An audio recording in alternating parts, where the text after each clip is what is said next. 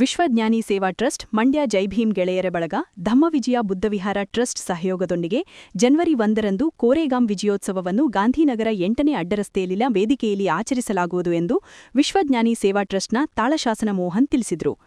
ಸುದ್ದಿಗೋಷ್ಠಿಯಲ್ಲಿ ಮಾತನಾಡಿದ ಅವರು, ಕೋರೆಗಾಂ ವಿಜಯೋತ್ಸವದ ಹಿನ್ನೆಲೆ ಜಿಲ್ಲಾಧಿಕಾರಿ ಕಚೇರಿ ಬಳಿಯ ಅಂಬೇಡ್ಕರ್ ಅವರ ಪುತ್ಥಳಿಗೆ ಮಾಲಾರ್ಪಣೆ ಮಾಡಿ ವೇದಿಕೆಯವರೆಗೆ ಬೈಕ್ ಜಾಥಾ ಮಾಡಲಾಗುವುದು ಎಂದರು. ಕರ್ನಾಟಕ ವಿಧಾನಸಭೆಯ ಮಾಜಿ ಕಾರ್ಯದರ್ಶಿ ಎಸ್. ಮೂರ್ತಿ ಬೈಕ್ ಜಾಥಾಗೆ ಚಾಲನೆ ನೀಡುವರು. ಜಿಲ್ಲಾಧಿಕಾರಿ ಡಾ. ಕುಮಾರ್ ಅವರು ವೇದಿಕೆ ಕಾರ್ಯಕ್ರಮ ಉದ್ಘಾಟಿಸುವರು.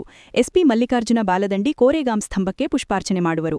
ಜಿಪಂ ಸಿಇಒ ಕೆಆರ್ ನಂದಿನಿ ಕ್ಯಾಲೆಂಡರ್ ಬಿಡುಗಡೆ ಮಾಡಲಿದ್ದು, ಅಂಬೇಡ್ಕರ್ ವಿಚಾರವಾದಿ ಪ್ರೊಫೆಸರ್ ಕಲಾವತಿ, ಅಕ್ಕ ಐಎಎಸ್ ತರಬೇತಿ ಸಂಸ್ಥೆಯ ಡಾ. ಶಿವಕುಮಾರ್ ವಿಚಾರ ಮಂಡನೆ ಮಾಡುವರು.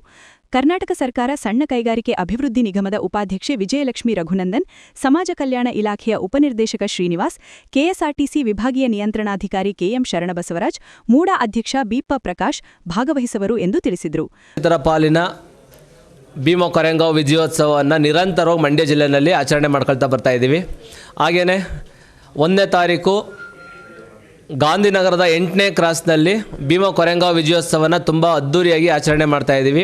ಈ ಕಾರ್ಯಕ್ರಮ ಜಿಲ್ಲಾಧಿಕಾರಿಗಳ ಕಚೇರಿ ಮುಂಭಾಗ ಇರತಕ್ಕಂಥ ಸಂವಿಧಾನ ಶಿಲ್ಪಿ ಡಾಕ್ಟರ್ BR ಅಂಬೇಡ್ಕರ್ ಅವರ ಪುತ್ಥಳಿಗೆ ಮಾಲಾರ್ಪಣೆ ಮಾಡೋದ್ರ ಮೂಲಕ ಬೃಹತ್ ಸಂಖ್ಯೆಯಲ್ಲಿ ಎಲ್ಲರೂ ಕೂಡ ಎಲ್ಲ ಸಮುದಾಯದವರು, ವಿಶ್ವಜ್ಞಾನಿ ಸೇವಾ ಟ್ರಸ್ಟು, ಧಮ್ಮ ಬುದ್ಧವಿಹಾರ ಟ್ರಸ್ಟು ಮತ್ತು ಜೈ ಭೀಮ್ ಗೆಳೆಯರ ಬಳಗ ಮತ್ತು ನನ್ನ ಗಾಂಧಿನಗರದ ಎಲ್ಲ ಸಮುದಾಯದ ಮುಖಂಡರುಗಳು ಒಳಗೊಂಡಂಗೆ ಈ ಒಂದು ಕೊರೆಗಾಂವ್ ವಿಜಯೋತ್ಸವವನ್ನು ಆಚರಣೆ ಮಾಡ್ತಾ ಇದ್ದೀವಿ.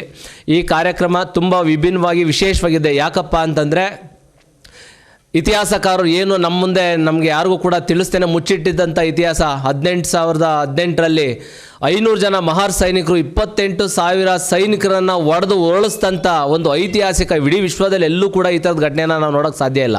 ಯಾಕೆಂದರೆ 500 ಜನ 28,000 ಜನ ಸೈನಿಕರನ್ನ ಸಾಯಿಸೋದು ಅಷ್ಟು ಸುಲಭ ಏನಲ್ಲ. ಆದರೆ ಇಂಥ ಘಟನೆಯನ್ನು ನಮ್ಮ ಇತಿಹಾಸಕಾರರು ಮತ್ತು ನಮ್ಮ ಮನುವಾದಿ ಮನಸ್ಥಿತಿಯ ಎಲ್ಲ ಬರಹಗಾರರು ಕೂಡ ಇದನ್ನು ಇತಿಹಾಸದಿಂದ ಸೈಡ್ಗಿಟ್ಟಿದ್ರು.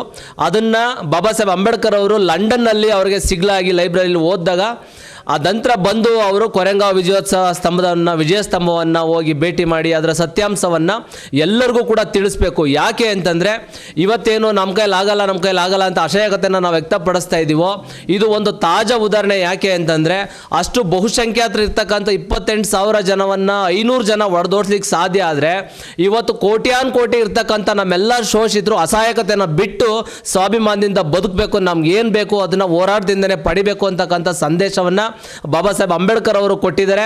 ಈ ಸಂದೇಶದ ಹಾದಿಯಲ್ಲಿ ನಾವೆಲ್ಲರೂ ಕೂಡ ಸಾಗಬೇಕಾಗಿದೆ. ಆ ಕಾರಣಕ್ಕೆ ಪ್ರತಿ ವರ್ಷನೂ ಜನವರಿ 1ನೇ ತಾರೀಕು ಅಂಬೇಡ್ಕರ್ ಅವರ ನೆನಪಿನಾರ್ಥವಾಗಿ ಭೀಮ ಕೊರೆಗಾಂವ್ ವಿಜಯೋತ್ಸವದ ಅಂಗವಾಗಿ ಸಿದ್ದನಾಕ, ಆ ಒಂದು ತಂಡದ ನಾಯಕ, ಇವರೆಲ್ಲರ ಶೌರ್ಯವನ್ನು ನಮ್ಮ ಯುವ ಜನತೆಗೆ ಹೆಚ್ಚಿನದಾಗಿ ತಿಳಿಸ್ಬೇಕು. ಏನು ಮಾಡೋಕ್ಕಾಗದೇ ಇಲ್ಲ ಅಂತಕ್ಕಂಥ ಯಾರ್ಯಾರು ಅಸಹಾಯಕತೆಯನ್ನು ವ್ಯಕ್ತಪಡಿಸ್ತಾರೋ ಎಲ್ಲ ಯುವ ಪೀಳಿಗೆಗೂ ಕೂಡ ಈ ಒಂದು ಕೊರೆಗಾಂವ್ ವಿಜಯೋತ್ಸವ ಅಂತಕ್ಕಂಥದ್ದು ಒಂದು ಮಾರ್ಗದರ್ಶನ ಇದ್ದಂಗೆ, ದಾರಿದೀಪ ಇದ್ದಂಗೆ. ಹಾಗಾಗಿ ಮಂಡ್ಯ ಜಿಲ್ಲೆಯಲ್ಲಿರ್ತಕ್ಕಂಥ ಎಲ್ಲ ಬಾಂಧವರಲ್ಲೂ ಕೂಡ ನಾನು ಮನವಿ ಮಾಡೋದಿಷ್ಟೇ, ಸಂಜೆ 5 ಗಂಟೆಗೆ ಜಿಲ್ಲಾಧಿಕಾರಿಗಳ ಕಚೇರಿಯಿಂದ ಗಾಂಧಿನಗರದ 8ನೇ ಕ್ರಾಸ್ವರೆಗೂ ಕೂಡ ನಗರದ ಪ್ರಮುಖ ಬೀದಿಗಳಲ್ಲಿ ಬೈಕ್ ಜಾಥಾ ಹೋಗುತ್ತೆ. ಆ ಜಾಥಾ ಹೋದ ನಂತರ ಅಲ್ಲಿ ವೇದಿಕೆ ಕಾರ್ಯಕ್ರಮ ಇರುತ್ತೆ. ಅಲ್ಲಿ ಈ ಒಂದು ಐತಿಹಾಸಿಕ ಇತಿಹಾಸವನ್ನು ಪ್ರತಿಯೊಬ್ಬರಿಗೂ ತಿಳಿಸುವಂಥ ಕೆಲಸವನ್ನು ಮಾಡ್ತಾ ಇದ್ದೀವಿ. ದಯಮಾಡಿ ಮಾಧ್ಯಮ ಮಿತ್ರರು ಈ ವಿಚಾರವನ್ನು ಯಥಾವತ್ತಾಗಿ ದಯಮಾಡಿ ಮಾಧ್ಯಮದಲ್ಲಿ ಪ್ರಚಾರ ಮಾಡಬೇಕು. ಮತ್ತು ತಾವು ಕೂಡ ಈ ಕಾರ್ಯಕ್ರಮಕ್ಕೆ ಬಂದು ಯಶಸ್ವಿ ಮಾಡಿಕೊಡ್ಬೇಕು ಅಂತೇಳಿ ಈ ಮೂಲಕ ತಮ್ಮೆಲ್ಲರೂ. ಗೋಷ್ಠಿಯಲ್ಲಿ ದಸಂಸ ರಾಜ್ಯ ಸಂಘಟನಾ ಸಂಚಾಲಕ ನಂಜುಂಡ ಮೌರ್ಯ, ಕಾಂಗ್ರೆಸ್ ಮುಖಂಡೆ ಅನುರಾಧ, ಭೀಮಸೇನೆಯ ಜೈಸುಧಾ, ಜೈ ಭೀಮ್ ಬಳಗದ ಚೇತನ್, ಬಹುಜನ ಚಳವಳಿಯ ರಾಜು, ಸಮಾಜ ಪರಿವರ್ತನಾ ವೇದಿಕೆಯ ಸ್ವಾಮಿ, ಮುಸ್ಲಿಂ ಮುಖಂಡರಾದ ರೆಹಮಾನ್ ಖಾನ್, ಸಮೀವುಲ್ಲಾ ಇದ್ರು.